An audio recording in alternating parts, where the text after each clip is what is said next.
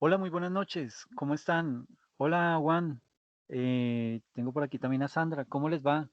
Qué pena, les pido mil disculpas por llegar tarde, pero no se imaginan lo que está el tráfico con esta lluvia. ¿Cómo van? ¿Bien?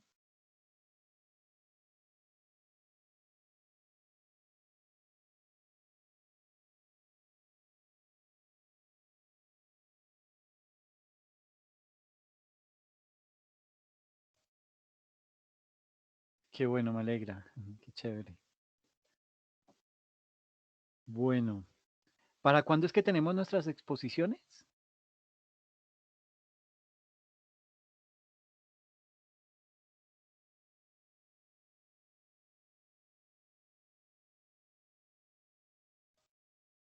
Ah, perfecto. Listo, listo, listo. Muy bien.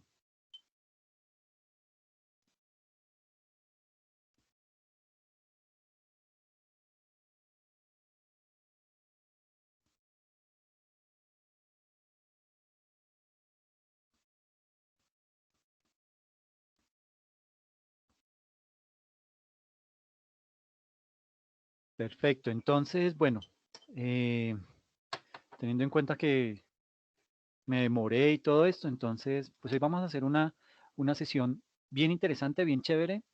Eh, Vamos a ver lo que es la consultoría tributaria y cómo se apoya en la planeación tributaria, ¿ok? Entonces vamos a ver un poquito de conceptos de lo que es la planeación tributaria y cómo podemos desarrollar un buen proceso de consultoría tributaria. ¿Listo? Entonces, en ese orden de ideas, bueno, estoy grabando la sesión, listo. ¿Ya ven mi pantalla? Sí.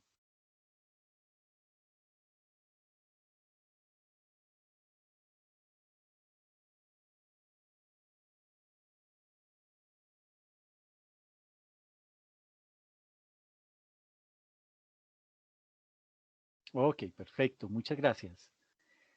Entonces, bueno, les decía que pues hoy vamos a ver lo que es la consultoría tributaria apoyada en la planeación tributaria. Y esto es bien interesante, es un tema bien importante porque nos va a permitir, digamos que, ahondar un poquito en lo que es la planeación tributaria y unos conceptos que debemos tener bastante claros, ¿ok?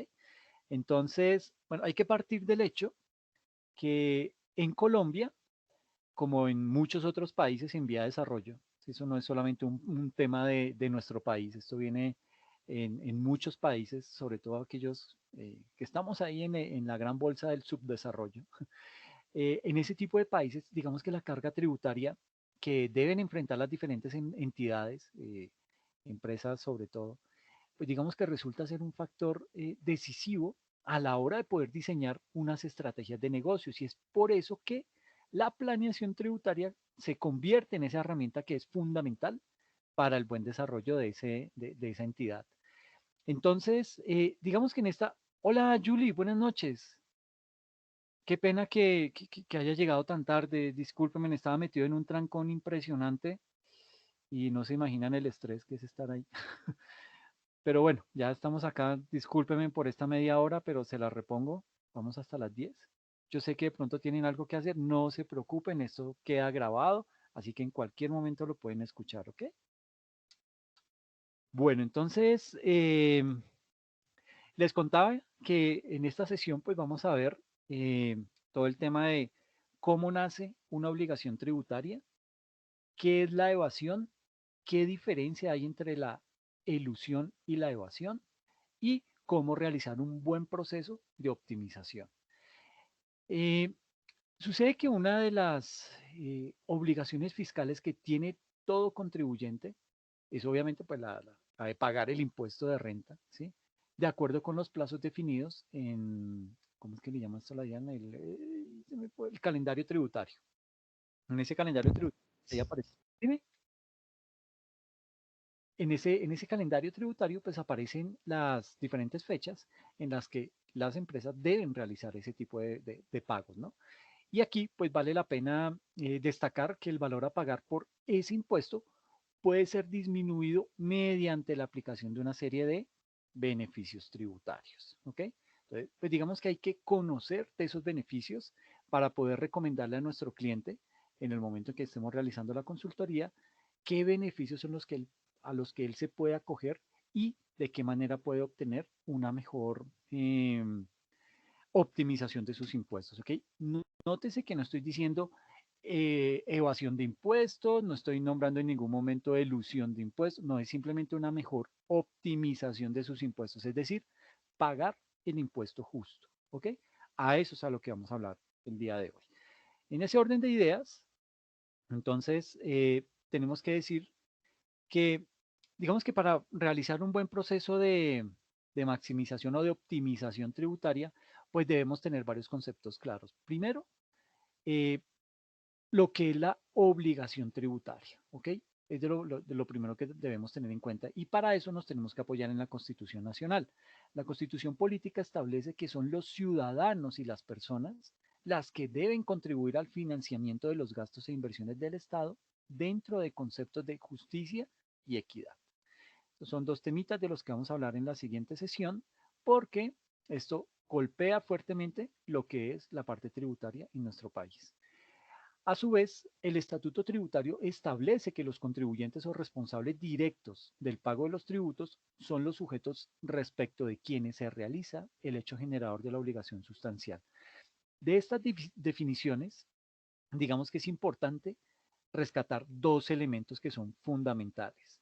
El primer elemento es la sujeción pasiva. Y aquí nos dice que establece que son los ciudadanos y las personas. O sea que estos son los sujetos pasivos de la obligación tributaria. O sea, tanto las personas jurídicas como las personas naturales somos los que, eh, digamos que los que tenemos a nuestras espaldas esa obligación. ¿Ok? Eh, digamos que entonces el primer sujeto que tenemos que estudiar acá es ese sujeto pasivo eh, y es básicamente, digamos que es cuando se define un sujeto pasivo, cuando la ley es la que determina que una persona en particular es la que está obligada a pagar un impuesto y no solamente indica que esa persona está obligada a pagar ese impuesto, sino que también establece las condiciones bajo las cuales esa persona está obligada a pagar un impuesto. Entonces, es por eso que vemos que, digamos que y eso lo veíamos en el conversatorio cuando hablábamos acerca de la diferencia entre los que pagan impuesto de renta, que son las empresas, y las personas naturales, lo poco que estamos pagando. Y eso pues demuestra que en realidad en nuestro país esa diferencia pues en realidad nos pasa factura. Y nos pasa factura porque digamos que cuando una empresa es bollante, cuando una empresa está en su pico alto o le ha ido bien en un periodo, pues digamos que en ese momento el fisco nacional pues va a recibir buenos impuestos. Pero si ocurre lo contrario, pues lo que va a pasar es que básicamente eh, se va a sentir esa ausencia de dinero precisamente porque a las empresas no les fue bien. Por eso es que no es tan sano que toda la responsabilidad fiscal recaiga en las empresas. Nos toca también como personas, pues digamos que empezar a mirar, a asumir ese tipo de obligaciones o asumir ese rol que nos corresponde desde el punto de vista tributario. Por eso es que cada vez se habla más acerca del tema de eh, disminuir la base para que más personas declaren. Así no tengan que pagar, pero sí que declaren porque de esa manera el gobierno ya empieza a contemplarlos y poder llegar a realizar un mejor seguimiento al momento en que de pronto usted deje de pagar una obligación. Ahora, eso hablando desde el sujeto pasivo. Entonces los ciudadanos y las personas somos los sujetos pasivos, es decir, somos a los que la ley nos obliga a pagar un impuesto y nos dice en qué monto y en qué fechas debemos realizar ese pago. Pero existe un segundo elemento y ese segundo elemento es el hecho generador. ¿Ok? Ahora, digamos que ese hecho generador básicamente lo que hace es que determina las circunstancias, bien sea de modo, lugar, tiempo, en las que se entiende que un impuesto o que un tributo nace a la vida jurídica y ese sujeto pasivo está obligado a realizar el pago o a realizar esa declaración o qué sé yo, a realizar el recaudo entre otras cosas, ¿ok? Entonces son dos cosas, el sujeto pasivo y el hecho generador. Eso es lo más importante de una obligación tributaria. ¿Listo? Ahora, mmm, digamos que el concepto de obligación tributaria se vuelve importante porque de aquí se desprenden tres conceptos que son generalmente mencionados cuando realizamos un proceso de optimización tributaria. ¿Cuáles son esos tres conceptos clave? Está por un lado la evasión, la elusión y obviamente la optimización. ¿Ok? ¿Qué es eso de evasión? Pues como su nombre lo indica, es evadir una responsabilidad. En este caso, evadir la responsabilidad o la obligación tributaria. ¿Ok? Entonces, digamos que la evasión puede darse por muchísimas causas y de hecho es común en muchos países, incluido Colombia. La evasión, en términos prácticos, es cuando un contribuyente, a pesar que cumple como un sujeto pasivo y se cumple el hecho generador, esa persona decide, pues, yo no realizo el pago, ¿sí? O no realizo el recaudo de ese impuesto, ¿ok? Ahora, ¿qué pasa con la ilusión? Digamos que la ilusión es un concepto totalmente diferente, es muy distinto a lo que es la evasión. Y digamos que de la ilusión han nacido nuevas políticas frente a las estrategias de optimización tributaria. La ilusión es construir estructuras que, digamos que jurídicamente eh, son viables, ¿ok? Que jurídicamente son legales, pero cuyo propósito es desviar los puntos en los cuales se puede cumplir el hecho generador o la sujeción pasiva. En otros casos también lo que tiene que ver con la causación del impuesto, es decir, algunos contribuyentes crean toda una estructura o todo un marco en virtud del cual, atendiendo a estrategias 100% legales, porque eso tiene, digamos que esa es la característica principal de la ilusión, se acuden a estrategias que sean 100% legales y ahí no se dan ni el hecho generador ni la causación o la sujeción pasiva de un impuesto. ¿Ok? Y la tercera, pues tenemos ahí lo que es la optimización y por optimización, digamos que este es un concepto muy nuevo y pues básicamente tiende a ser una forma de planeación en la cual el resultado no necesariamente es el de eludir la obligación tributaria. La optimización es ese proceso de planeación que casi todos los contribuyentes realizan de forma tal que puedan atender las reglas tributarias sin que eso pueda entenderse como un abuso tributario y de pronto, pues, digamos que pueda llegar a tener algún tipo de efecto en su carga tributaria.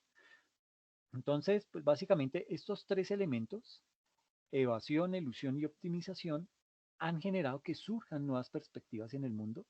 Esto pues lo vamos a ver más adelante. Y es muy importante tenerlos en cuenta porque muchas veces la optimización tributaria puede caer bien sea en la evasión o bien sea en la elusión. O sea, puede caer en alguno de estos dos extremos. ¿Ok? Y en estos casos, ese tipo de prácticas sí son sancionadas por la ley. O sea, aquí hay atadas, eh, hay atadas sanciones, sanciones monetarias, sanciones penales, etcétera, etcétera, dependiendo del tema. ¿Ok? Hola María Alexandra, no, a ustedes disculpen por la llegada tan tarde, qué pena y vuelvo y me disculpo porque sí, tenía un compromiso y se me hizo relativamente tarde llegar acá por el clima. Entonces aquí en Bogotá está lloviendo durísimo, no sé qué está pasando, pero, pero sí está complicado el tema. ¿Ok? Entonces por eso les pido mil disculpas, por favor. Entonces, digamos que desde el punto de vista de la consultoría, sí, Alexandra, desde el punto de vista de la consultoría tributaria, eh, una pregunta que siempre se realiza en el marco de este proceso es, ¿será que la planeación tributaria o la optimización tributaria siempre implica un efecto económico en la carga tributaria del obligado? Y digamos que para responder a esta pregunta, lo primero que tendríamos que decir es que no siempre la perspectiva o el hecho económico se mide desde la carga tributaria, es decir, desde el costo tributario de las operaciones. También se puede medir desde la perspectiva del flujo de caja, es decir, desde la disponibilidad de recursos y capital de trabajo. Entonces, cuando un cliente se nos acerca a preguntarnos a ver acerca de, bueno, o quiere que le realicemos un proceso de consultoría tributaria, tenemos es que concientizarlo, primero, que eso es una obligación y está enmarcado desde la ley, desde la misma Constitución Nacional, que todas las personas debemos ayudar a cubrir los gastos que genera la administración de la nación. Pero por otro lado, tenemos que también convencerlo que existen mecanismos para poder optimizar el pago del tributo que él tiene que hacer. Ahora, esa optimización no siempre significa eh, o no siempre tiene un efecto tributario, un efecto económico en la carga tributaria de esa persona. También puede ser que lo que hagamos sea que obtenga un eh, flujo de caja que le pueda servir para poder operar con mayor tranquilidad sin tener que endeudarse, pero luego sí en el siguiente periodo poder cumplir con esa obligación. Que un ejemplo de eso, un ejemplo de, esa, de ese flujo de caja. Digamos que yo tengo, y yo creo que ya les había puesto este ejemplo, pero es que es tan simple que es sencillamente la mejor manera de explicar lo que es lo que es un buen proceso de optimización que no me deriva en un efecto económico, sino que me significa más bien es que me va a dar plazo o me va a permitir tener un mayor flujo de caja durante un periodo. ¿Ok? Por ejemplo, cuando usted o la empresa decide vender un bien inmueble en el mes de noviembre o en el mes de diciembre. ¿Sí? Si usted lo vende en esos 2 meses a final de año, pues usted lo va a tener que declarar inmediatamente en el mes de marzo o en el mes de abril del siguiente año cuando haga su declaración de renta como persona jurídica. ¿Ok? Entonces, digamos que ahí lo único que hizo fue eh, sacar un provecho de una acción en la que pues va a tener que pagar muy posiblemente reconocer un impuesto sobre ganancia ocasional y eso pues digamos que lo va a tener que reconocer en ese impuesto. Ahora, la diferencia radica en si yo lo vendo en el mes de enero, es decir, no vendo ese bien inmueble, ese terreno, esa finca, esa bodega, no lo vendo en el mes de noviembre ni de diciembre, sino me espero hasta enero, hasta el 2 de enero y lo vendo el 2 de enero y obtengo el recurso. Yo ya no tengo que declarar eso en el mes de marzo o en el mes de abril, lo puedo declarar hasta el siguiente año en el mes de marzo o en el mes de abril. ¿Ok? ¿Eso qué me significa? Poder trabajar ese dinero a lo largo del año, poder realizar inversiones, poder pagar obligaciones y después, a final de año, en el siguiente año, en el mes de marzo o abril, declarar ese ingreso y proceder a pagarlo. Entonces, nótese que no siempre estamos hablando de disminución en la carga tributaria. A veces hablamos simplemente del tema de tener flujo de caja. ¿Ok? Ahora, esa optimización tributaria no siempre va a tener el propósito de reducir lo que son los costos tributarios o maximizar el flujo de caja. También se puede llevar a cabo con el propósito de realizar una adecuada gestión de la administración de los impuestos y de esta manera evitar que surjan situaciones de riesgo para la compañía o un contribuyente. Es decir, que yo pueda tener perfectamente claro en qué momento debo realizar las diferentes declaraciones y de esta manera evitar o disminuir el riesgo de pago de sanciones. ¿Ok? Entonces, para eso también nos sirve ese proceso de optimización tributaria. ¿Ok? Eh, ahora, casi siempre esa optimización tributaria tiene como objetivo eh, y valga la redundancia, optimizar la carga tributaria de los contribuyentes o bien sea su disponibilidad de recursos. Eh, ¿Será que esa planeación o esa optimización tributaria solo aplica para el impuesto sobre la renta o su alcance puede llegar a otras clases de impuestos? Esto es bien importante. ¿Por qué? Generalmente, un proceso de optimización tributaria se realiza para el impuesto sobre la renta, ¿ok? Casi siempre todos los procesos de optimización tributaria le apuntan a este impuesto, el impuesto sobre la renta. Ahora, esto genera algunas inquietudes que vamos a ver a continuación. Entonces, en principio, eh, digamos que la respuesta a esta pregunta, digamos que surge una primera inquietud. Bueno, mirando el proceso de optimización tributaria desde diversos impuestos. Entonces, ¿será que es posible diseñar estrategias de optimización tributaria en impuestos transnacionales o indirectos? Es decir, en el IVA, en esos impuestos que surgen a raíz de una transacción. Y digamos que la respuesta es, en principio es sí, ¿sí? Ahora, aquí hay que recordar que los impuestos transaccionales o esos impuestos indirectos tienen su hecho generador cuando sucede una transacción específica. Eso significa que realizar un proceso de optimización tributaria sobre esos hechos puede verse o puede llegar a ser considerado por la autoridad nacional, es decir, por la DIAN, como un proceso de elusión. Por eso, generalmente, ese tipo de procesos de optimización tributaria no se enfoca en ese tipo de impuestos, ¿ok? Precisamente porque lo que estoy haciendo es generando alertas al interior de la DIAN para que digan, uy, estos aquí están haciendo algo de ilusión y viene todo un proceso de investigación. Puede ser que yo lo justifique, puede ser que me encuentren algo, pero digamos que por lo general no significa que no se pueda hacer, pero casi que todos los esfuerzos de optimización tributaria se orientan al impuesto sobre la renta. Ahora, ¿por qué esa optimización tributaria se realiza generalmente sobre el impuesto sobre la renta? Sucede que ese impuesto sobre la renta, a diferencia de los impuestos transaccionales del IVA, tiene un enfoque distinto, ¿sí?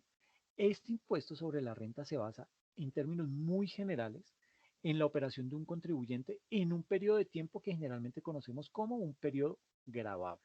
Ahora, como este impuesto sobre la renta se basa sobre la operación de un contribuyente, podemos realizar esa serie de optimizaciones desde la perspectiva del modelo de negocio y también desde la operación habitual de la compañía o del contribuyente. Es decir, eh, casi que vamos a tener un margen mucho más amplio de realizar estrategias de optimización tributaria que permita tener los efectos que el contribuyente está procurando. Es por esto que generalmente se realiza esa optimización sobre el impuesto sobre la renta. Y frente a ese tema de modelo de negocio, yo siempre coloco un ejemplo y me van a perdonar, pero soy futbolero y yo veo siempre a este equipo, y los que son de Antioquia lo pueden confirmar, al equipo, al Envigado Fútbol Club. Este es un equipo que nunca está peleando los puestos de arriba, nunca trata de llegar a estar dentro de los 8 mejores equipos del torneo nacional, nunca lo vemos disputando torneos internacionales, nada, es un equipo que como que ni desciende ni asciende, o sea, nunca crece, está ahí pasmado, está estancado. ¿Por qué? Porque su modelo de negocio sencillamente no es quedar campeón, no es ir a jugar torneos internacionales. Su modelo de negocio está basado simplemente en en sacar jugadores de sus escuelas, de su escuela de formación, ponerlos a jugar en la profesional para venderlos. Ese es el objetivo de ese equipo de fútbol. De ahí salió James y pues ya miren a dónde está. Entonces, nótese que el modelo de negocio influye en lo que se quiere hacer, cuál es la perspectiva que yo tengo. Entonces, eso me va a ayudar a orientarme y sobre ese modelo de negocio es que yo tengo que empezar a aplicar esos procesos de optimización. ¿Ok? Y en tercer lugar, tenemos en qué casos esa optimización tributaria para el impuesto sobre la renta tiene incidencia en otros impuestos. Digamos que muchas veces se trata de realizar un análisis del modelo de negocio, del modelo de la compañía o de la persona natural, de forma tal que si existen maneras de realizar algún proceso de optimización tributaria, pueden haber cambios dentro de esa estructura del modelo de negocio o de la operación habitual de la compañía. Sucede que cuando hay esos cambios dentro de esa estructura, puede darse el caso que haya otro tipo de efecto en otros impuestos. Por ejemplo, puede ser que yo celebre un contrato de colaboración porque es más eficiente para la estructura tributaria en renta y para el modelo del negocio en general. Y ese contrato de colaboración entre las partes que están participando en ese contrato trae un efecto en materia sobre el impuesto sobre las ventas. Es por eso que cuando, digamos que se habla del modelo de negocio, todo el enfoque operacional y todo el enfoque de negocio del cliente, eh, digamos que ahí detrás hay un efecto en otro tipo de impuestos. Por eso hay que mirar todo el entorno y no solamente apuntarle a una característica para o a un objetivo específico con el ánimo de tratar de reducir el impuesto, porque eso de pronto puede hacer que dispare o eleve otro tipo de impuestos. ¿Ok? Entonces, hay que ser muy cuidadosos en esa parte. Ahora, eh, ¿cuáles son las generalidades del impuesto sobre la renta? Digamos que realizar un buen proceso de optimización implica que los fundamentos y las bases conceptuales pues, deben estar completamente sólidos y de ahí que lo que vamos a abordar a continuación van a ser esas generalidades sobre el impuesto sobre la renta en Colombia. ¿Ok? Entonces, eh, aspectos sustantivos del impuesto sobre la renta a nivel mundial. Sucede que a nivel mundial existen varios aspectos sustantivos que son generalmente, llamémoslo, aceptados e incluidos dentro de los marcos tributarios de cada estado.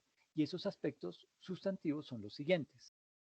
Eh, el primer aspecto es, digamos, tiene incidencia sobre un impuesto directo. Digamos que el impuesto sobre la renta grava las utilidades obtenidas por un contribuyente. ¿Ok? Pero esos impuestos, digamos que se grava esas utilidades obtenidas por un contribuyente en un periodo determinado por la ley según cada estado. ¿Ok? Esto es algo, esta es una constante en todos los países. Cuando se grava sobre el impuesto a la renta, se hace sobre las utilidades y dentro de un periodo determinado. En segunda instancia, digamos que otro aspecto es que ese impuesto sobre la renta es un impuesto progresivo, ¿sí? Y se dice que es un impuesto progresivo en la medida que tiene por objetivo generar una mayor tributación en la medida que haya una mayor base gravable. Ahora, eh, digamos que no solo depende de eso. ¿Por qué? Porque podríamos tener una mayor base y una tarifa estática y eso, digamos que implicaría que habría un mayor pago de tributos mientras que el contribuyente obtenga más ingresos. Eh, Sucede que algunos países, entre esos Colombia, respecto de las personas naturales, establece que cuando va creciendo la base gravable, la tarifa también se incrementa, de forma tal que entre mayor base se tenga, va a haber una mayor tarifa y un mayor recaudo, y de esa manera se está consultando la capacidad contributiva del contribuyente de forma tal que ese impuesto sobre la renta sea progresivo. ¿Ok? Y hay un tercer aspecto y es lo que tiene que ver con la fuente. ¿Sí? Eh, los estados generalmente graban los ingresos obtenidos por un contribuyente dentro de su territorio, sin perjuicio que a los residentes en muchísimos estados se les grave las rentas obtenidas en ese país o en cualquier parte del mundo. Generalmente, el concepto de fuente es relevante porque los países tienden a tributar cuando algo se origina dentro de su territorio, de forma tal que todas las personas son contribuyentes del impuesto y pagan respecto de esas rentas que han obtenido dentro de ese país y que se consideran que son fuentes de renta nacional en ese estado. Y esto en ocasiones trae problemas. ¿Por qué? Porque es que si yo vivo en Chile, pago impuestos en Chile, pero cuando voy a declarar en Colombia porque soy ciudadano colombiano, entonces también me van a grabar lo que obtuve por ingresos en Chile, de los cuales yo ya pagué impuestos y me están haciendo pagar doble tributo sobre un mismo concepto. Y eso, pues digamos que no es tan chévere para el bolsillo del inversionista y digamos que el país se está exponiendo ahí a cometer un delito porque está grabando dos veces un mismo ingreso, solo que en diferente territorio. Entonces, básicamente aquí, pues vamos a ver los aspectos sustantivos de ese impuesto sobre la renta, pero ya en Colombia. ¿Ok? Entonces, en primera instancia, digamos que aquí se habla acerca de los sujetos pasivos. Y en esta parte de los sujetos pasivos, digamos que la normatividad tributaria en nuestro país establece que las personas naturales y jurídicas o asimiladas que se consideren residentes para efectos fiscales, esas personas están sometidas a imposición por sus ingresos o por sus rentas de fuente mundial. Esto quiere decir que pagan impuestos sobre la renta por los ingresos que obtengan en Colombia, pero también por los ingresos que puedan obtener en otros estados del mundo. Contrario a eso, las personas naturales y jurídicas o asimiladas que no sean consideradas residentes únicamente están grabadas en Colombia por sus ingresos y rentas que se consideren de fuente nacional. ¿Ok? Entonces existe eso. Los que son residentes o ciudadanos por sus ingresos de fuente mundial y los que no son residentes pero obtienen ingresos en nuestro país, sobre esos ingresos de fuente nacional es que van a pagar la renta. Ahora, digamos que para efectos de lo que es la fuente, pues Colombia tiene establecido expresamente cuándo un ingreso es considerado de fuente nacional o de fuente extranjera. Y básicamente por regla general, un ingreso se considera de fuente nacional o extranjera. Bueno, se considera de fuente nacional cuando el hecho que lo origina se realiza en Colombia. ¿Ok? eh, por ejemplo, una prestación de servicios dentro de Colombia. ¿Sí? Ahora bien, digamos que algunos casos expresamente tipificados o señalados en la ley, como sucede con lo que es la prestación de servicios técnicos o de asistencia técnica, están grabados en Colombia como ingresos de fuente nacional, independientemente que su prestación de servicios se realice en Colombia o desde el exterior. ¿Ok? Hay un tercer aspecto que es la tarifa. Y digamos que desde ese aspecto de la tarifa, como lo mencionamos anteriormente, las personas naturales tienen unas tarifas que son de carácter progresivo. Sin embargo, las personas jurídicas o asimiladas generalmente en Colombia han tenido una tarifa estática en el tiempo. Ahora, cuando me refiero a tarifas estáticas, digamos que no me refiero a que no puedan tener variaciones en la medida en que va apareciendo cada reforma tributaria, como las que han venido sucediendo en los últimos años. El punto de esto es que no hay una tarifa que a medida que obtenga más ingresos me tienda a grabar de una manera más alta con excepción de la tasa de las entidades financieras. Eso pasa con las grandes empresas. Ellas sí tienen una tarifa que se les respeta independientemente del monto de sus ingresos. Con las personas jurídicas no pasa eso. A mayor base gravable, mayor tasa se le va a cobrar. Por eso es que se dice que es progresivo con las personas naturales, pero es estático con las personas jurídicas. Y otro aspecto, el cuarto, es el que tiene que ver con la base gravable. Y digamos que esa base gravable eh, también es conocida como la renta líquida gravable y se determina con base en las disposiciones normativas según lo dicte el estatuto tributario. ¿Ok? Ahora, mmm, vamos a hablar de lo que es acerca de lo que es la evolución de las normas antiabuso y las normas anti-elusión. Eh, Aquí en este punto debemos tener en cuenta que cada vez que se promueve una reforma tributaria, se incluyen disposiciones que tienden a prevenir estrategias de optimización tributaria. Y uno dice, pero ¿cómo así? O sea, si yo soy una empresa y pago por ese tipo de proceso, ¿por qué el gobierno busca que yo no optimice mi impuesto? Pues porque en la medida en que usted optimice su impuesto le va a pagar menos al fisco nacional. Por eso ellos en esas reformas tributarias le apuntan mucho a ese tema. Ya tienen identificadas sobre todo aquellas prácticas de optimización tributaria agresiva o que se puedan, digamos, considerar que son elusivas o abusivas. Ejemplo de esto son las recientes disposiciones que tienden a restringir las operaciones con vinculados del exterior. Y es por eso que generalmente se establecen mayores tarifas de retención en la fuente, se solicitan más soportes de las operaciones y aplican regímenes como el régimen de precios de transferencia. Por eso es que también dentro de las funciones del revisor fiscal, hoy en día se contempla todo el tema de soborno transnacional, de lavado de activos, de actividades que puedan llegar a financiar el terrorismo, porque no solamente se han logrado detectar que utilizando esos vehículos denominados vinculados del exterior, es decir, otra empresa en otro país, ¿sí? Por ejemplo, yo soy, yo me dedico a vender zapatos acá en Colombia. Bueno, yo fabrico zapatos y los comercializo. Entonces, eh, con el ánimo de mejorar mi parte tributaria, yo ahora no voy a fabricar los zapatos acá, sino que los voy a importar. Pero entonces los traigo desde China y en China entonces hago una paradita en Jamaica. En Jamaica tengo un vinculado económico, otra empresa, una, eh, ¿qué dijera? Una alianza temporal que hice con alguna otra empresa allá en Jamaica y toda la mercancía de China llega a Jamaica y allá lo reetiquetan, le colocan otras cosas, le hacen alguna mejora y viene a Colombia. Entonces puede ser que Colombia tenga un tratado con Jamaica, esto me lo estoy inventando, tenga un tratado con Jamaica y eso haga que no me cobren la importación o tenga algún tipo de beneficio tributario por traer los productos de Jamaica y nacionalizarlos acá en Colombia y proceder a comercializarlos. Entonces, digamos que ahí el modelo de negocio cambió.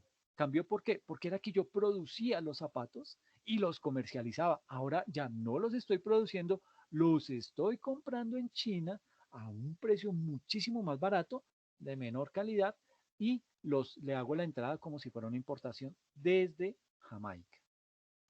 Puse Jamaica y pude haber puesto Panamá, pude haber puesto Perú, Ecuador, el que fuera. Pero digamos que el objetivo es ese. A eso hace referencia ese vinculado del exterior. ¿Ok? Eh, Ahora, digamos que en los últimos 10 años, y esto ya lo hemos visto cualquier cantidad de veces, decidí cambiar la gráfica como para que no se aburran. En los últimos 10 años, Colombia ha tenido 7 reformas, 2009, 2010, esto fue un descaro, estas dos. 2012, 2014, 2016, 2018, 2019, aquí las bellezas que la embarraron en su ley de crecimiento y les tocó renombrarla a ley de financiamiento y ya ahorita van a sacar otra. Entonces, digamos que en estos últimos 10 años hemos tenido 7 reformas tributarias que básicamente lo que han hecho estas diferentes reformas tributarias es cambiar las disposiciones y las normas antiabuso y antielusión. Y la más reciente es la del año 2019, con su famosa ley 2010, que ratificó muchos puntos de la inexequibilidad de la ley de financiamiento, pero también, digamos que incluyó disposiciones que tienden a prevenir ese abuso y la ilusión.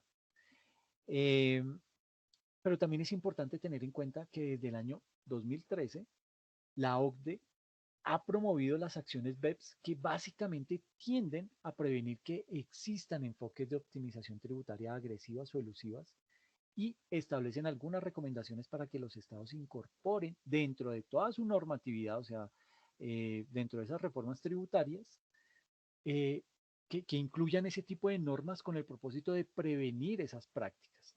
Colombia pues, ha incluido diversas acciones dentro de esas disposiciones normativas que las vamos a ver más adelante. ¿Okay? Pero aquí digamos que resulta bien importante hablar de un tema y digamos que ese es otro de los conceptos que debemos tener claro y es todo lo que tiene que ver con la tasa efectiva y la tasa nominal. ¿Ok? eh, Tasa efectiva y tasa nominal de tributación. Estos son dos conceptos clave que debemos tener en cuenta para lo que se conoce como ese proceso de optimización tributaria sobre el impuesto a la renta y también para su cumplimiento. Entonces, ¿qué podemos decir de la tasa nominal? Pues básicamente esa tasa nominal es la tarifa del impuesto, eh, del impuesto sobre la renta que está expresamente prevista en la ley y que se aplica sobre la renta líquida agravable, que es diferente a la utilidad comercial del negocio. Y ahorita con un ejemplo lo vamos a explicar mejor. Sucede que para el año 2020 la tarifa de renta de las personas jurídicas o asimiladas es del 32% y para el 2021 estará en el 31%. ¿Okay? Ahora, eso desde el punto de vista de la tasa nominal, pero viene la famosa tasa efectiva. Y esa tasa efectiva, digamos que es la correlación que existe entre el impuesto efectivamente pagado, ¿sí? Con relación a la utilidad comercial del negocio. y ya lo vamos a explicar como un ejemplo.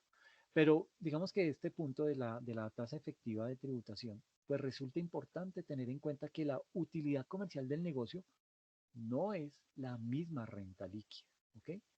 Eh, ¿Por qué? Porque es que la renta líquida gravable se determina con base en las disposiciones normativas que incluye el estatuto tributario, ¿ok?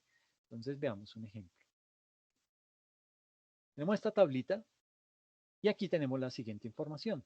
Tenemos por un lado la columna partida, tenemos en otra la columna, digamos que está la parte contable o NIF, está la parte fiscal, la diferencia entre estos dos y la justificación de esa diferencia. ¿Ok? Entonces, tenemos en primera instancia unos ingresos de la empresa que fueron cuantificados en 142 mil millones de pesos. Esto desde la base contable, que para la base fiscal es igual. Los ingresos son los mismos, 142 mil millones, 142 mil millones. Por lo tanto, no hay diferencia y pues no hay nada que justificar. ¿Ok? Luego viene todo el tema de los costos de ventas. Entonces, estos costos de ventas fueron calculados en 124 mil millones de pesos. Desde el punto de vista contable y fiscal es igual, 124 mil millones de pesos. No hay diferencia, no hay justificación. ¿Ok? Ahora, aquí ya la cosa se pone más feita. ¿Por qué? ¿Qué sucede? Que vienen los gastos de administración. Estos gastos de administración, desde el punto de vista contable, fueron de 2 mil millones de pesos. ¿Ok? Pero por disposiciones expresas del estatuto tributario en la parte fiscal, digamos que eh, no se pueden reconocer estos 2 mil millones de pesos como deducción, porque esto yo lo puedo deducir de mi impuesto de renta, sino que solamente se pueden reconocer 1.600 millones de pesos y esto pues me va a generar una diferencia de 400 millones de pesos que no voy a poder descontar de mi impuesto sobre la renta. ¿Por qué no los va a poder descontar? Porque corresponden a 400 millones de pesos que fueron pagos en sanciones, en indemnizaciones, en depreciaciones. ¿Ok? Entonces, eso no lo puedo descontar. Y además, súmele a esto los gastos de ventas. Esos gastos de ventas fueron catalogados o fueron cuantificados en 5.400 millones de pesos. Pero, esto desde el punto de vista contable, 5.400 millones de pesos, pero desde el punto de vista fiscal solo me reconocen 4.400 millones, es decir, tengo una diferencia de 1.000 millones. Y eso corresponde básicamente a gastos sin soportes adecuados, ¿sí? Eh, a, digamos, esos gastos que no tienen tampoco relación de causalidad. Y aquí yo siempre pongo el mismo ejemplo y me van a disculpar. Y algunos van a decir, ay, pero es que el profe como, no, pero es que eso pasó. Imagínense que estos gastos de ventas, a finales de la década de los 90 acá en Colombia estaba la Toyota, bueno, yo no sé si todavía está, pero digamos que en esa época funcionaba acá la Toyota, no ensamblando, pero tenía puntos de comercialización y esta gente hacía muy buenos negocios, tenía muy buena entrada con el sector público. Entonces le vendía los carros las camionetas a todos los senadores, congresistas, etcétera, etcétera, y pues por eso le pagaban bien. Entonces, ¿qué hacían los señores japoneses? Decían, no, pues vamos a celebrar al estilo japonés. Cuando usted haga una venta, me hace el favor y me invita a los duros de la negociación y vamos a una whiskería. Y en la whiskería usted no se preocupe que yo pago todo. Usted pida lo que quiera, usted es el rey esta noche, así que hágale. Y se iban estos señores a celebrar. Duraban fácilmente 2 días allá encerrados. ¿Por qué? Porque esa es la cultura de ellos. Ellos, así es como celebran los negocios. Entonces, cuando estaban allá, básicamente, pues obviamente las cuentas eran súper exorbitantes, pero pues eso no les dolía porque ellos todo eso pagan, me regalan un recibito, me da la factura, sí señor, claro, le hacían su factura, tome, y eso, pin, iba al otro día, señor contador, esto fue lo del gastico de anoche, más el favor lo relacioné y me reembolsa ese dinero. Sí señor, le reembolsaba. Hasta que llegó la Diana y le dijo, no, no, mi señor, me da mucha pena, pero esas celebraciones no son no tienen ninguna, eh, no tienen relación ni causalidad con el objeto social que usted está desarrollando. Por ende, yo no se los puedo descontar de esa declaración de renta. Esto generó obviamente pues un gran problema con la casa matriz en Japón y llegaron al punto hasta que vinieron a hablar acá con, con la directora de la DIAN, que en esa época creo que era Fanny Kertzmann. Y pues nada, no hubo nada que hacer. Esas personas se ganaron su sanción, tuvieron que pagar sobre la, la renta fiscal y no la renta contable. Y pues obviamente eso les afectó muchísimo el impuesto. ¿Ok? Ahora, esto desde el punto de vista de los gastos de ventas, pero también tenemos otros gastos que están cuantificados desde el punto de vista contable en 300 millones, pero la parte fiscal solo nos reconoce 100 millones, es decir, la diferencia de menos 200 millones de pesos. Y eso hace parte, por ejemplo, de los gastos corresponden al gravamen, a los movimientos financieros, o el 4 por mil corresponde también a intereses de mora o otros gastos no deducibles. ¿Ok? En la dia- Aquí digamos que en el siguiente renglón nos aparece ya el resultado. Entonces lo que hacemos es sumar y restar. Entonces los 142 mil millones le restamos los costos de ventas y empezamos a restarle los gastos de administración, los gastos de ventas y otros gastos. Y esto me da un resultado de la operación de 10.300 millones. Pero como eso lo tengo que hacer también desde el punto de vista fiscal, aquí hago estas resticas y ya no me dan los 10.300 millones, sino me da 11.900 millones. O sea, mucho mayor que esto en 1.600 millones de pesos. ¿Ok? Digamos que esos 11.900 millones de pesos resultan del depuramiento de la base fiscal, es decir, la renta líquida en relación con la utilidad comercial es sobre esta que se aplica esa tasa nominal, sobre estos 11.900 millones, no sobre estos 10.300 millones. ¿Por qué? Porque es que el Estado a mí no me reconoció estos deducibles que yo contaba con que me los descontara y después me dijo, no señor, no se los reconozco. ¿Ok? La penúltima fila aquí hace referencia a la tarifa. ¿Sí? Aquí está denominada impuesto, 33% es el impuesto sobre la renta, y esto hace referencia a la tasa nominal que para este efecto pues es del 33%, que si la aplico a mi utilidad contable me daría 3.399 millones, pero yo no solamente la debo aplicar a mi utilidad contable, sino que la debo es aplicar a mi utilidad fiscal, ¿ok?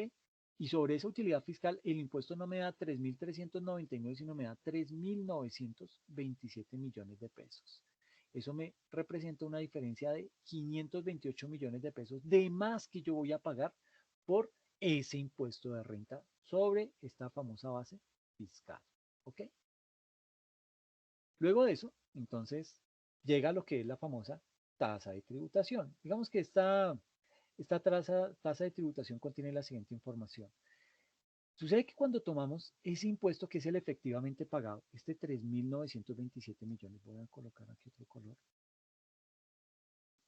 Si yo tomo estos 3.927 millones, ¿sí? que lo que efectivamente tuvimos que pagar de impuesto a la renta, y lo comparo con el resultado contable que fue este 3.399 millones, pues vamos a encontrar que la tasa de tributación no fue este 33%. Ay, se me fue, perdón. No fue este 33%, ¿sí? Eh, sino que fue básicamente del 38.1%. O sea, no pagamos este 33% que era la nominal, sino que tuvimos que pagar el 38.1% y eso es lo que se conoce como la tasa efectiva de tributación. ¿Ok? ¿Cómo sale ese 38.1%? Pues yo tomo estos 3.927 millones y los divido entre 10.300 millones. ¿Ok? Eso me da el 38.1%, que se conoce como la tasa efectiva, que para nuestro ejemplo supera la tasa nominal en 5.13%. ¿Ok? Es por esta razón que generalmente debemos tener más cuidado con la tasa efectiva que con la tasa nominal. ¿Por qué? Porque por disposiciones legales no siempre se termina tributando sobre la utilidad comercial, es decir, sobre esta utilidad casi nunca terminamos pagando el impuesto, ¿sí? Eh, Sino que digamos que lo tenemos que hacer es sobre la utilidad fiscal. Y pues ahí ya vemos la diferencia, ¿no? nos duele un 5,13% más que lo que debíamos haber pagado realmente, que era del 13%. ¿Ok? Eh, digamos que por disposiciones legales no siempre terminamos pagando esa o tributando sobre la utilidad comercial. Eh, ¿Por qué? Porque es que hay muchos gastos que no son deducibles. Por ejemplo, el 4 por mil solo es deducible la mitad, ¿sí? El pago de impuestos al patrimonio o el impuesto a la normalización no son gastos deducibles. Por esta razón, si tengo este tipo de erogaciones a nivel contable, pues mi utilidad contable va a ser menor que la utilidad fiscal y por lo tanto la tasa efectiva va a ser mayor que la tasa nominal. ¿Ok? Entonces, digamos que ese puntico hay que tenerlo muy claro cuando estamos haciendo la depuración para la declaración de renta. ¿Ok? Entonces, claro el tema de la tasa nominal versus la tasa efectiva. Hasta ahí vamos bien. Es que yo me despaché a hablar. Gracias, María Alexandra. Me puse a hablar ahí como loco, un poco más avergonzado por llegar tarde que otra cosa, pero no les había preguntado si íbamos bien. Entonces, digamos que aquí es bien importante. Muchas gracias, Marlene. Digamos que aquí es bien importante. Wow, ¿qué pasó acá? Me borro esto. No, así quedó. Miércoles y ahora.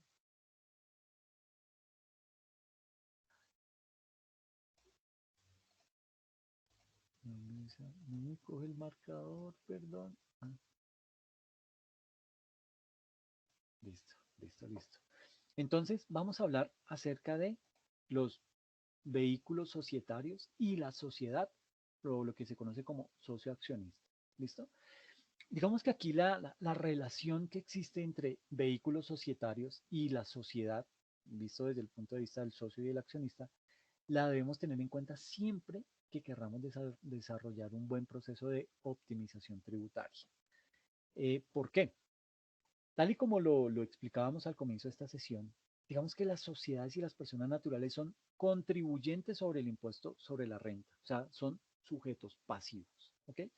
Cuando una persona natural, bien sea nacional o extranjera, constituye este tipo de vehículos societarios, llámese una SAS o llámese una sociedad anónima o una limitada o cualquier tipo de persona jurídica. Básicamente, ahí se está generando una nueva persona y por lo tanto un nuevo contribuyente para el impuesto sobre la renta. Entonces, digamos que las sociedades terminan siendo sujetos pasivos sobre el impuesto sobre la renta. ¿Ok? Eh, las personas que constituyen la sociedad, esa, sea una SAS, una sociedad anónima, una limitada, la que sea, tienden a obtener utilidades o dividendos de ese vehículo societario. ¿Ok? Esto lleva a una situación especial y es, si la sociedad es un sujeto pasivo de ese impuesto sobre la renta, ¿sí? Y el accionista también lo es, pues ahí podría generarse un efecto de doble tributación. Y si eso llegase a pasar, pues sería un desincentivo a la inversión y probablemente este tipo de vehículos societarios no se utilizarían. Es por esto que, digamos que las normas tributarias en Colombia, eh, digamos que están diseñadas para prevenir esa doble imposición, ¿ok? O sea, no cobrarle doble vez ese impuesto a esa persona o a esa sociedad, pero también tiene como objeto procurar la doble no imposición, es decir, que ninguno de los dos sujetos realicen el pago. O sea, se cuida de no cobrar doble vez el impuesto, pero a la vez también se cuida de no dejar de cobrar. ¿Ok? Eso resulta ser importante. Y los accionistas son sujetos pasivos del impuesto a la renta. Entonces, tanto las sociedades como los accionistas son sujetos pasivos de ese impuesto sobre la renta. ¿Ok? Entonces, podemos decir que las normas están diseñadas para prevenir la doble imposición, pero también para procurar evitar la doble no imposición. Es decir, no por el hecho de no cobrarle doble imposición, voy a dejar de cobrarle. No, yo Estado me cuido de cobrarle una sola vez el impuesto a usted, pero me voy a ensañar en cobrarle el impuesto, o sea, no dejar que eso pase. ¿Ok? Damos esto con un ejemplo.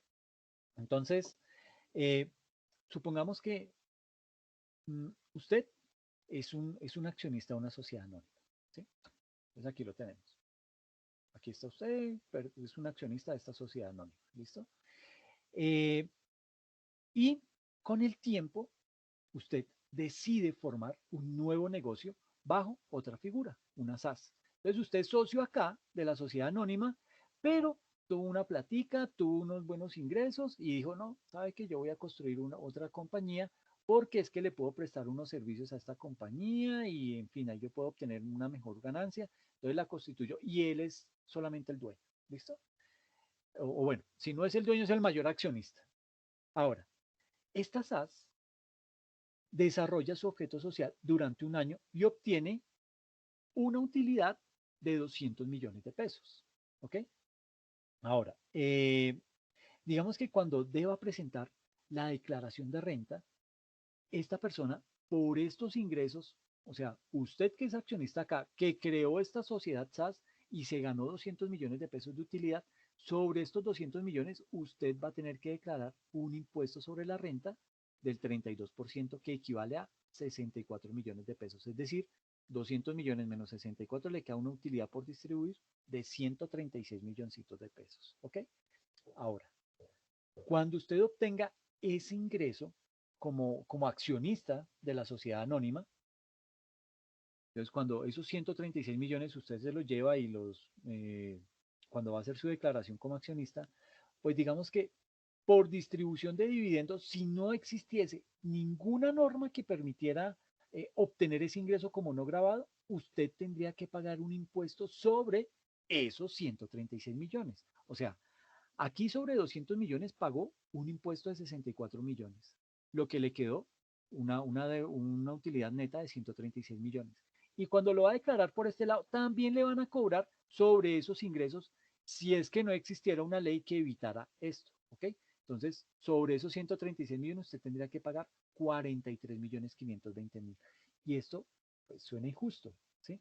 Suena injusto porque no es posible que yo o bueno, que usted esté generando, eh, digamos que esté generando empleo, esté generando empresa en este país, esté haciendo más dinámica la economía y por eso el Estado lo vaya a castigar por la utilidad que obtiene acá, por eso por la otra utilidad que obtiene acá y por ambas le va a tener que pagar. Y eso ahí, digamos que eso lo que hace es que va a desincentivar la inversión en la economía, tanto de personas naturales colombianas como de personas extranjeras. ¿Ok? Entonces, por eso ahí el Estado se tiene que cuidar de eso. Por esta razón es que el artículo 49 del Estatuto Tributario dispone que cuando la utilidad haya estado sujeta a imposición en la sociedad que va a distribuir los dividendos, ese receptor, o sea, usted en este caso, digamos que debe tratar esos 136 millones como un ingreso no constitutivo de renta ni de ganancia ocasional. Por ende, no le aplicaría ese impuesto y no tendría que pagar o declarar renta sobre esos otros ingresos. ¿Ok? Entonces, estos 136 millones, gracias a que en esta SAS usted ya pagó su impuesto, aquí no se va a ver afectado. ¿Ok? Esos son ingresos no constitutivos de renta ni de ganancia ocasional. ¿Sí quedó claro el ejemplo?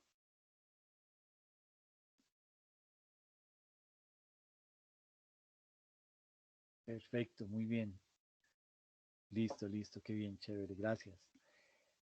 Entonces, digamos que continuando con ese ejemplo, digamos que ese artículo, ese famoso artículo 49 del Estatuto Tributario, eh, aquí en la misma figura, usted como accionista de esta sociedad anónima crea esa sociedad, esa SAS y obtiene una utilidad por 200 millones.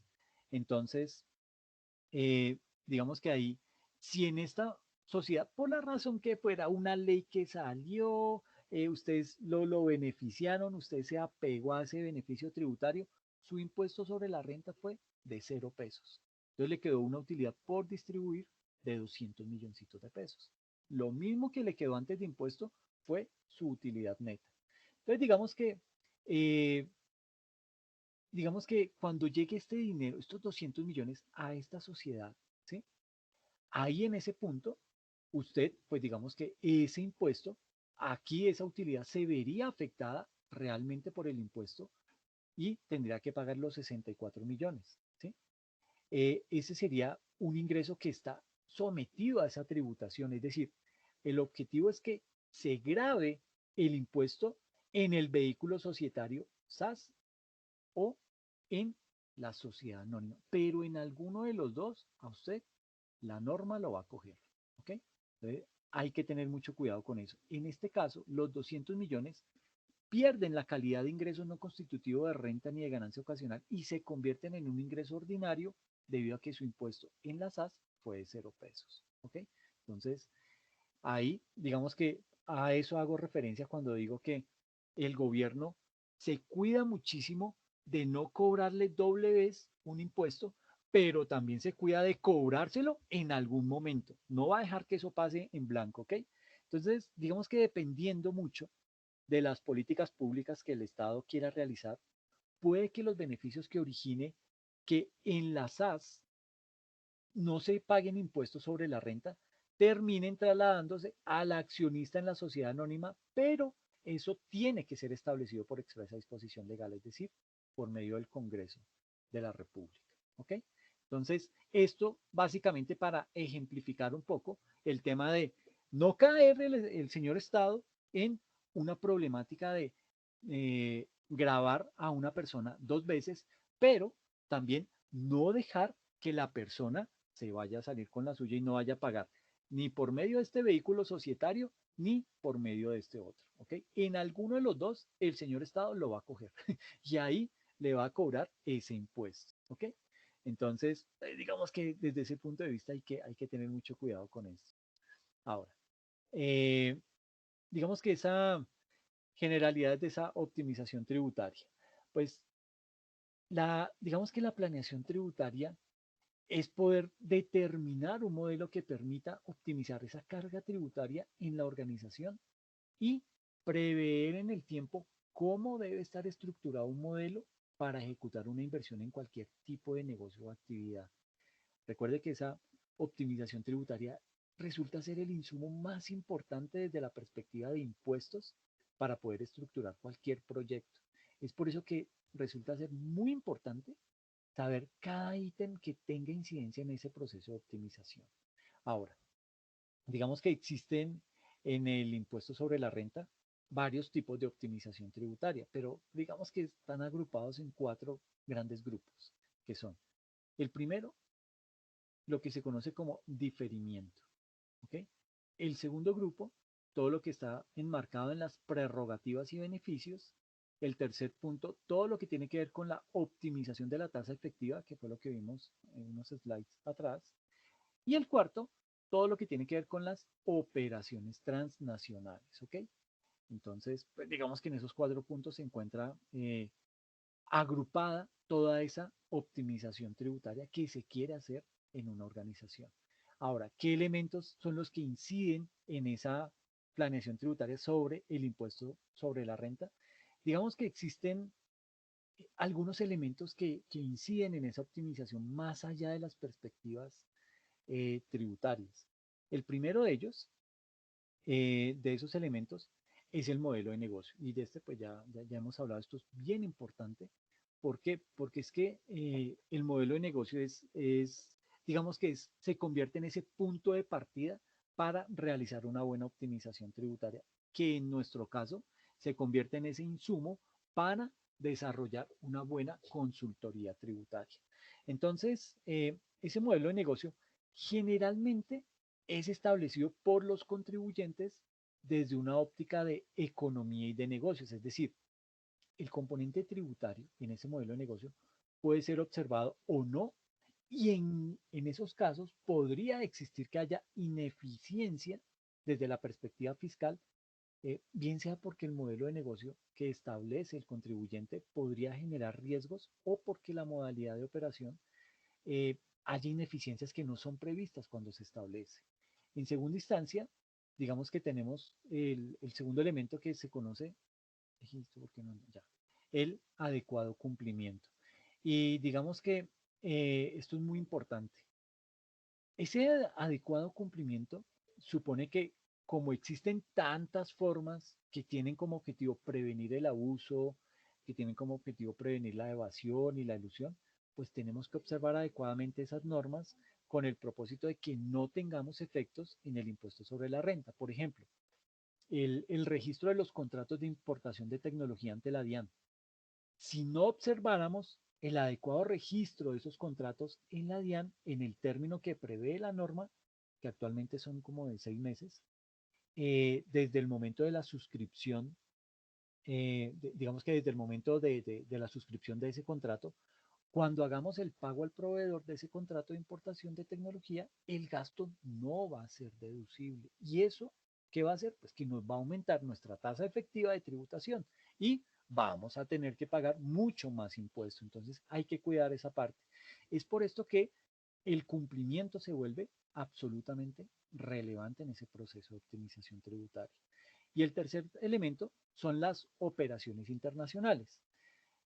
Digamos que de una u otra manera, eh, en el mundo tributario, se ha entendido que cuando hay operaciones internacionales, sobre todo entre vinculados económicos, pues existe, digamos que se deduce que hay una estrategia de planeación fiscal, ¿sí? Aunque esto no siempre es cierto, debido a que las compañías y el mundo se han globalizado tanto que es más hoy en día una dinámica empresarial que una estrategia de optimización tributaria. Pero digamos que este elemento de operaciones internacionales tiene que observar si la planeación eh, tiene que estar enfocada a evitar que existan sobrecostos tributarios por esas operaciones que se realizan al nivel del mundo. Vuelvo y digo, esto muchas veces se confunde las operaciones internacionales. Mire, la DIAN siempre que ve que una empresa tiene un negocio con un vinculado, con un vehículo societario en otro país, asume que hay una política o una estrategia de optimización tributaria agresiva.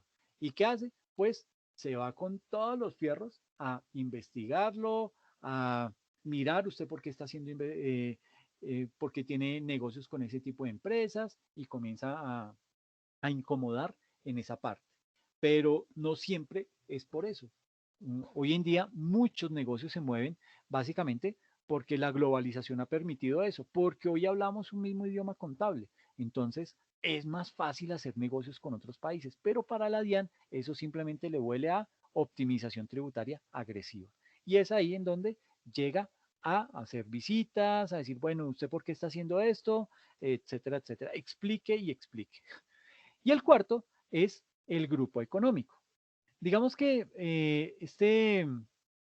digamos que cuando tenemos la existencia de grupos económicos y ya tenemos un mayor número de contribuyentes del impuesto sobre la renta, no solo en Colombia, sino alrededor del mundo, las estrategias tienen que estar diseñadas para poder cumplir con una tasa efectiva de tributación, eh, pero digamos que con una tasa efectiva de tributación macro, ¿sí? Puede ser que en algunos casos una compañía multinacional establezca otra compañía en Colombia cuya tasa efectiva de tributación sea muy alta en comparación con otras compañías del mismo sector económico. Pero también puede suceder que cuando se ve el grupo en general, esa tasa efectiva de tributación no sea tan grande. ¿Cuándo puede suceder eso? Básicamente cuando establecemos un tipo de estrategia de optimización tributaria a nivel macro, pero eso lo vamos a ver más adelante, ¿ok? Mm, Me dice aquí, perdón, voy a ampliar aquí, me dice María Alejandra, por eso no estoy de acuerdo con la legalización de empresas que apenas están iniciando. Eso conlleva a fijo una quiebra inminente. Es muy difícil sostenerse así, aún con los alivios. Es cierto, y digamos que mucho de eso, eh, ese tipo de emprendimientos son los que más lesionados se ven con la parte tributaria. ¿Por qué? Porque, pues, obviamente están incursionando en un mercado de pronto que ellos conocen su actividad la actividad que están desarrollando, el modelo de negocio que tienen, pero en muchas ocasiones desconocen la parte tributaria o cómo obtener unos mejores beneficios, en qué momento aplicar ciertos beneficios, y es ahí en donde deja de aprovecharse esa parte. Pero en efecto, la carga tributaria que reciben los proyectos de emprendimiento o las empresas que apenas están surgiendo, tienen su primer año, su segundo año de vida, se ha logrado calcular que esas empresas en su primer año de vida tienen que pagar un 120% en impuestos. O sea, de la utilidad que recaudan, de esa tienen que pagar un 120% en impuestos, es decir, quedan endeudadas. Y eso es algo que obviamente desestimula cualquier tipo de negocio, cualquier tipo de emprendimiento en un país.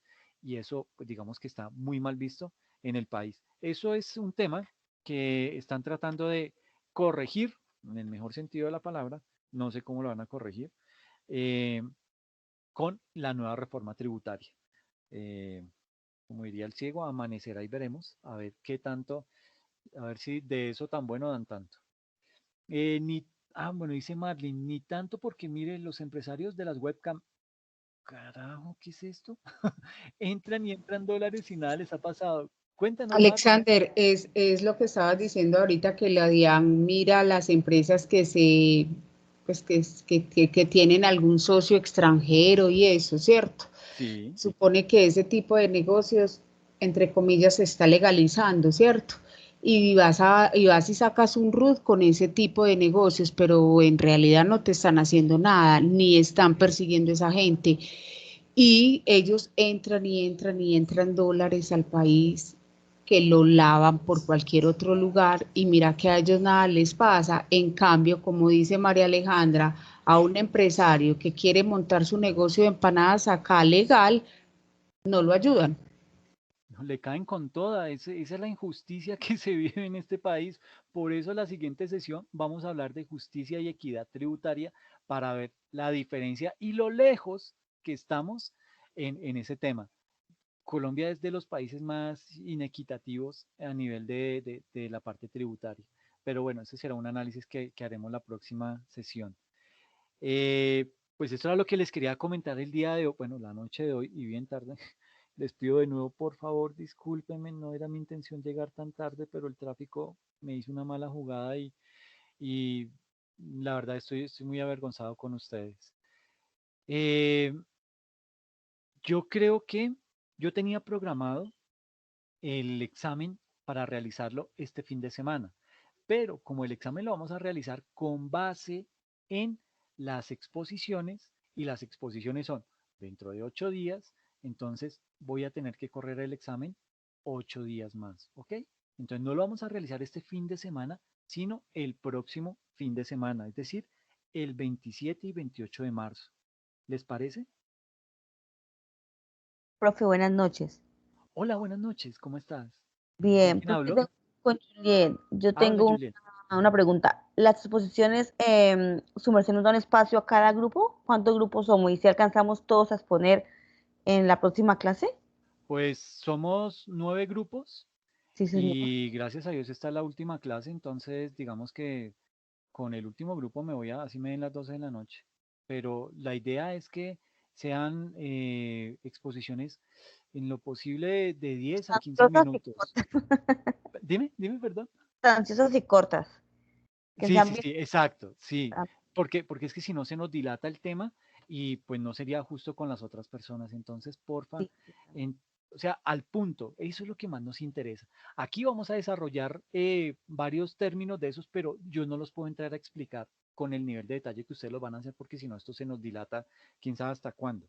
Entonces, básicamente las exposiciones cumplen ese objetivo, tratar de avanzar en varios temas con el objetivo de poder cubrir la mayor temática posible, ¿ok? Entonces, les recomiendo muchísimo no extendernos tanto en Por las ahí, exposiciones. máximo, ¿cuánto tiempo? Uy, no, máximo 15 minutos y créanme que voy a Eh, estar ahí molestándole, diciéndole, oigan, ya, pare, pare. ¿Sí? Listo, vale. Ok. Ok, listo. Somos 9 grupos y ustedes somos hartos. Sí, Listo. somos muchos, pero bueno, digamos que vale la pena hacer ese tema. Me dice Listo. María Alexandra, profe, una consulta, yo le había escrito. Ay, sí, perdón. Si el tema de economía digital estaba libre. Ok, María Alexandra, déjame ya lo reviso y te respondo, ¿listo? Ay, perdón, María Alexandra.